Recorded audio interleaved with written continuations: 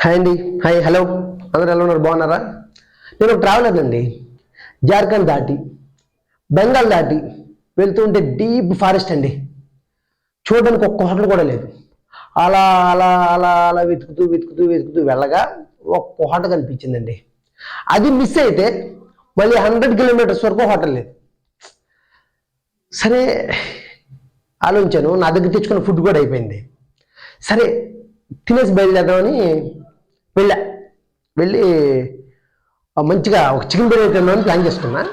వెళ్ళి కూర్చున్నా. మెనూ గట్రా ఏం లేదు అక్కడ. సరే వెయిట్ చేస్తున్నా. ఈలోపు ఆ హోటల్ అతను వచ్చాడు.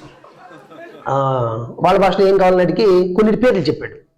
అవి ఎలా ఉన్నాయంటే, ఒకటి కుంచకంగ్, కుంచంగ్ చొంగ్, మంగ్లీ మింగ్లీ, అదేంటి బొంగులో బింజా అన్నాడు. నాకేం అర్థం కాలేదు. సరే ఆ లాస్ట్ పేరు ఉంది కదా, అదొకటే గుర్తుంది, దాన్నే చెప్పా. ఏమని? ఆ బొంగులో మింజా అన్నారు కదా, అది ఒకటి అని చెప్పా. వాడు వెళ్ళిపోయాడు. నేను వెయిట్ చేస్తున్నా. ఒక 2-3 మినిట్స్ తర్వాత వచ్చాడు. ప్లేట్లో కొంచెం ఆకుకూరలు, 2 ఉల్లికాయలు, 2 బంగాళదుంపలు పెట్టుకొచ్చి మొహం మీద కొట్టాడు. నేను ఓ క్యా హే అన్నా.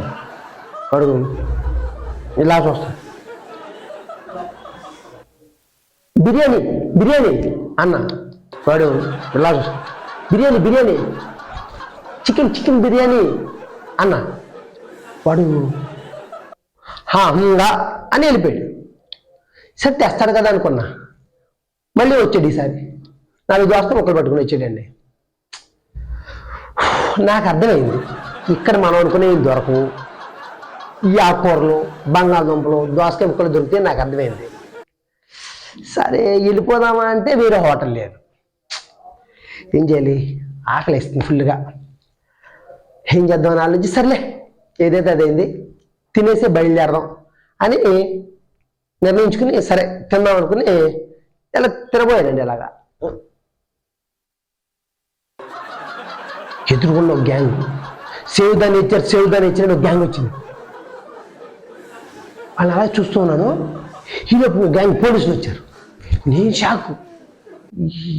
ఏంటి పోలీసులు వచ్చారు, ఏమై ఉంటుంది అని నాకు టెన్షను. సరే అసలు అడుగుదాం ఏం చెప్తారని చెప్పేసి నేను వెళ్ళి స్టైల్గా వాట్ హ్యాపెన్ అన్న. అందులోంచి ఒక అతను వచ్చి,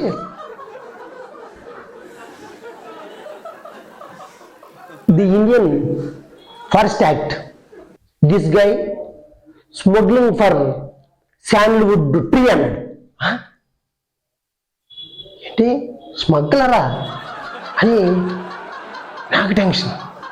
నా షాపులో ఉండగానే పోలీసులు తగ్గ షట్టర్ క్లోజ్ చేయించి అక్కడ వాళ్ళు చాలా చెదరకొట్టి పంట చేశారండి. ఏం చేస్తాం? ఆకలితోనే 100 కిలోమీటర్లు జర్నీ చేయాల్సి వచ్చింది. ఇదండి పరిస్థితి.